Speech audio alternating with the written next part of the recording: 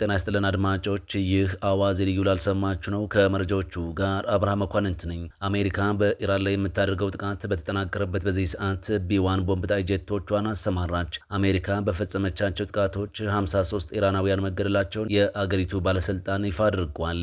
የአሜሪካ ኮንግረስ ለሱዳን በተዘጋጁ ሁለት ረቂቅ ህጎች ላይ ውይይት ማድረግ መጀመሩም ሰምቷል። እነዚህና ሌሎች ጉዳዮችን ጨምረን በዝርዝር እናስደምጣቸዋለን። አብራችሁን ቆዩም።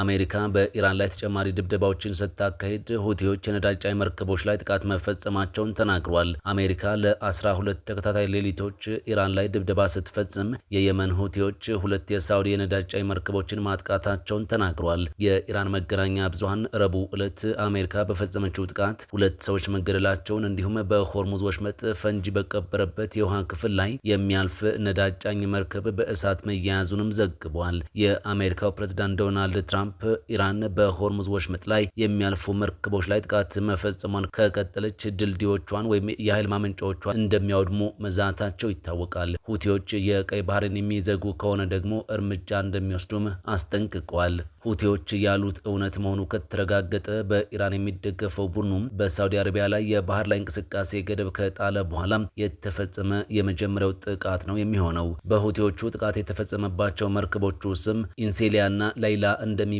ቢጠቀሱም ላይላ ላይ የተፈጸመው ጥቃት አልተረጋገጠም። የቡድኑ ወታደራዊ ቃል አቀባይ የሀያ ሳሬ መርከቦች የተጣለባቸውን እገዳ በመጣሳቸው በድሮንና በሚሳኤሎች ጥቃት መፈጸማቸውን አስታውቋል። የሳውዲ ፕሬስ ኤጀንሲ በበኩሉ ሐሙስ ዕለት ኢንሴሊያ የተባለችው መርከብ በቀይ ባህር ላይ እየቀዘፈች ሳለም ጥቃት እንደተፈጸመባትና እሳት ተነስቶ እንደነበርም ዘግቧል። በአገሪቱ ትራንስፖርት ባለስልጣን መስሪያ ቤት ውስጥ ያሉ ስማቸው ያልጠቀሱ ምንጭ ጥቃቱ ዓለም አቀፍ ሕግን የጣሰ ነው ማለታቸውን ቢቢሲ ዘግቧል። የመርከቧ ሁሉም ሰራተኞች ደህንነታቸው የተጠበቀ መሆኑን ጨምሮ የዜና ኤጀንሲው በዘገባው ላይ አስታውቋል። የዩኬ ባህር ትራንስፖርትና ንግድ ባለስልጣን በበኩሉ የሳውዲ ነዳጅ ጫኝ መርከብን ምንነቱ ያልታወቀ ተወንጫፊ እንደመታት ይፋ አድርጓል። ሰኞ ዕለት የሁቲ ታጣቂዎች የባህር ላይ ትራንስፖርት እገዳ የጣሉ ሲሆን የመገናኛ ብዙሃን ባለስልጣናት ደግሞ በቀይ ባህር ደቡባዊ መግቢያ ላይ የሚገኘውን ባብል ኤል መንደብን ለሳውዲ መርከቦች ዝግ ሊያደርጉ መሆኑን ዘግበዋል። አሜሪካና እስራኤል ቴህራን ላይ ጦርነት ከከፈቱ በኋላ የሆርሙዝ ወሽመጥ ሙሉ በሙሉ በመዘጋቱም ቀይ ባህር ቁልፍ የነዳጅ መተላለፊያ በመሆን እያገለገለ ይገኛል። የሁቲ አማጽያን በቀይ ባህር ላይ የሚያደርገውን የመርከቦች እንቅስቃሴ ማወካቸውን ተከትሎም ዓለም አቀፍ የነዳጅ ዋጋ ላይ ከፍተኛ ጭማሪ መታየትም ጀምሯል። ሰኞ ዕለት እገዳው ከተጣለ ጊዜ አንስቶ 9 ነዳጅ ጫኝ መርከቦች ወደ የመን ሲቃረቡ ወደ መጡበት ለመመለስም ተገደዋል። ቃል አቀባዩ ሳሬ በግምት 10 መርከቦች እንዲያፈገፍጉና እንዲመለሱ ማድረግ ችለናል በማለትም ተናግሯል። አሜሪካ በፈጸመቻቸው ጥቃቶች 53 ኢራናውያን መገደላቸውን የአገሪቱ ባለስልጣናት አስታወቁም። አሜሪካ በኢራን ላይ የምትፈጽመውን ጥቃት መልሳ በመጀመር 11ኛ ቀኑን በያዘበት በትላንትናው ዕለት ኢራን ውስጥ 53 ሰዎች መገደላቸውን የአገሪቱ የጤና ሚኒስቴር አስታውቋል። የጤና ሚኒስትሩ የአሜሪካ ጥቃት በአገራቸው ዜጎች ላይ ያደረሰውን ጉዳት በተመለከተ በኤክስ የማህበራዊ ትስስር ገጽ ላይ አስፍሯል። ሚኒስትሩ ተገደሉ ካሏቸው ሰዎች በተጨማሪም 592 ሰዎች ጉዳት እንደደረሰባቸው የተናገሩ ሲሆን ነገር ግን በጥቃቶቹ የተገደሉትና ጉዳት የደረሰባቸው ሰዎች ወታደሮች ወይም ሲቪሎች መሆናቸውን አልጠቀሱም። የአሜሪካ መገናኛ ብዙሃን እንደዘገቡት ባለፈው የካቲት ወር አሜሪካና እስራኤል ከኢራን ጋር ጦርነት ከጀመሩበት ጊዜ አንስቶም ቢያንስ 18 የአሜሪካ ወታደሮች ተገድለዋል። ከቀናት በፊት የአሜሪካን ጥቃት ተከትሎ ኢራን በዮርዳኖስ በሚገኝ የአሜሪካ ጦር ሰፈር ላይ የሚሳኤል ጥቃት መፈጸሟን አሜሪካ አረጋግጣለች። በዚሁ የጦር ሰፈር ላይ በተፈጸመው ጥቃትም 3 ወታደሮቿ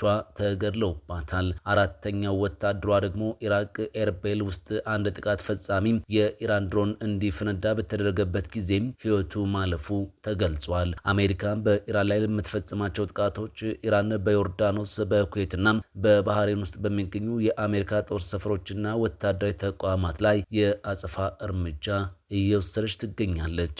የአሜሪካ ኮንግረስ ለሱዳን በተዘጋጁ ሁለት ረቂቅ ህጎች ላይ ውይይት ማድረግ ጀመረ። በሱዳን የሚካሄደው ጦርነት በአሜሪካ ኮንግረስ ወደ አዲስ ምዕራፍ መሸጋገሩን አላይን ዘግቧል። እንደ ዘገባው ከሆነ በሱዳን ሰላም ማምጣት ይችላሉ የተባሉ ሁለት ህጎችን ለማውጣት የአሜሪካ ኮንግረስ የተንቀሳቀሰ ሲሆን አንደኛው በተወካዮች ምክር ቤት፣ ሌላኛው ደግሞ በሴኔት የሚጸድቁ ናቸው ተብሏል። በረቂቅ ህጎቹ ላይ የሪፐብሊካንም ሆነ የዲሞክራት አባላት ይሁንታ እየሰጡ መሆናቸው መፈጸማቸውንም አስረድቷል። ከአሜሪካ ኮንግረስ ድረገጽ ላይ እንዳገኘው በጠቀሰው መረጃም የተወካዮች ምክር ቤት ሱዳኒስ ፒስ አክት የተሰኘ ህግን ለማጽደቅ እየተነጋገረ ሲሆን ይህ ህግ ዋነኛ ዓላማውም አጠቃላይ ማዕቀብ ሰላማዊ ሰዎችን መጠበቅ፣ የሰብአዊ እርዳታ ተደራሽነትና የፖለቲካ ሂደት ላይ ያተኮረ መሆኑን ገልጿል። የአሜሪካ ሴኔት ደግሞ ሱዳን ኤክስተርናል አግሬሽን ኤንድ ኮንፍሊክት እስካሌሽን ፕሪዘርቬሽን አክት 2026 የሚል መጠሪያ ያለው መሆኑን ያስታወቀው ዘገባው ይህኛው በሱዳን ጦርነት ድርሻ ያላቸውን የውጭ ሀገር ድርጅቶችና ግለሰቦች የማዕቀብ ሰለባ እንደሚያደርግም አስረድቷል።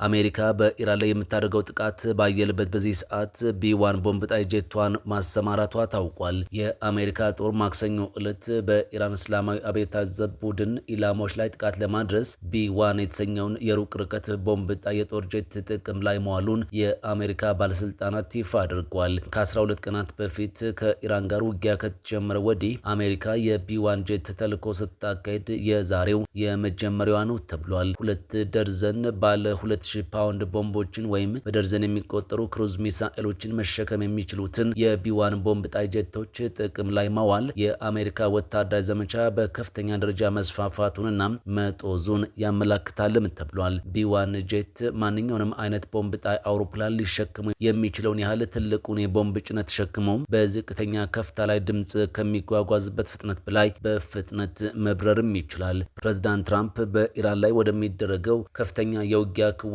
ተመልሶ የመግባት ሀሳብን አሁንም እየመከሩበት ነው ተብሏል። የአሜሪካና የእስራኤል ባለስልጣናት ይህ በቀናት ውስጥ ሊከሰት እንደሚችልም መላምታቸውን ሰጥተዋል። የቢ1 ጄቱ ተልእኮውን የጀመረው በዩናይትድ ኪንግደም ከሚገኝ የአየር ኃይል ጣቢያ ሲሆን በበይነ መረብ የረቂቅ አውሮፕላን መከታተያ ድረገጾች ላይም ታይቶ ነበር ሲል አክሲዮስ ጽፏል። የአሜሪካ ማዕከላዊ እዝ ሴንቲኮም ማክሰኞ ዕለት ስለተፈጸሙት ጥቃቶች ባወጣው መግለጫ ስለ ቢ1 ጄቱ ተልእኮ ያለው ነገር የለም። ቢ1 ጄቱ በትክክል ምን ላይ ጥቃት እንዳደረሰና ይህ ግዙፍ ተልዕኮ ባለፉት ጥቂት ቀናት ከተካሄዱት ሌሎች ጥቃቶች ይልቅ የበለጠ ውጤታማ ይሁን አይሁን እስካሁን ግልጽ አይደለም። አሜሪካ ኤፒክ ፊውሪ በተሰኘው ዘመቻ ወቅት የቢ1 ጄት ተልዕኮችን በማካሄድ በሚሳኤል ጣቢያዎች፣ በእዝ ማዕከላት፣ በጦር መሳሪያ ማከማቻዎችና በአየር መከላከያ ስርዓቶች ላይ ጥቃት መፈጸሟ ይታወቃል። የአሜሪካ ጥቃቶች ቢስፋፉም የኢራን አገዛዝ በሆርሙዝ ወሽመጥ ላይ ያለውን አቋም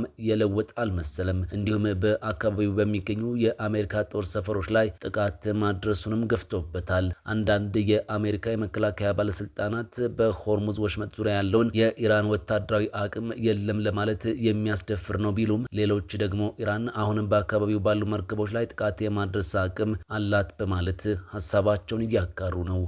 ዱባይ በጦርነቱ የሸሹ ጎብኚዎችን ለመሳብ ቅናሽና ማበረታቻ ልትሰጥ ነው ተባለ። የተባበሩት አረብ ኤምሬትስ ታዋቂዋ የቱሪስት ከተማ ዱባይ በጦርነት ምክንያት የተዳከመውን የቱሪስት ፍሰት ለማነቃቃት ለወራት የሚቆይ ልዩ ቅናሽ በመስጠት ጎብኚዎችን ልታበረታታ መሆኗን ይፋ አድርጋለች። ቤተሰቦቻቸውንና ጓደኞቻቸውን ወደ ዱባይ ለጉብኝት የሚጋብዙ የከተማ ነዋሪዎች $800 በላይ ቅናሽና ልዩ መስተንግዶ እንደሚቀርብላቸው የዱባይ መገናኛ ብዙሃን ጽሕፈት ቤት አስታውቋል። ይህ እስከ መጪው ዓመት ጥቅምት ድረስ የሚቆየው ማበረታቻ የተዘጋጀው በባህረ ሰላጤው እየተካሄደ ያለው ጦርነት በግዛቲቱ የቱሪዝም ዘርፍ ላይ ያስከተለውን ጫናና ጉዳት ለመቀነስ ነው። የዱባይ አስተዳደር በድረገጹ ላይ እንዳመላክተው ከአሁን ጀምሮ እስከ ጥቅምት ወር መጨረሻ ድረስ ቤተሰቦቻቸውንና ጓደኞቻቸውን ለጉብኝት የሚጋብዙ ነዋሪዎች የሚያርፉበት ሆቴል፣ የምግብና የጉብኝት ቦታዎች ትኬቶችን ጨምሮ የተለያዩ ጥቅማ ጥቅሞችን ያገኛሉ።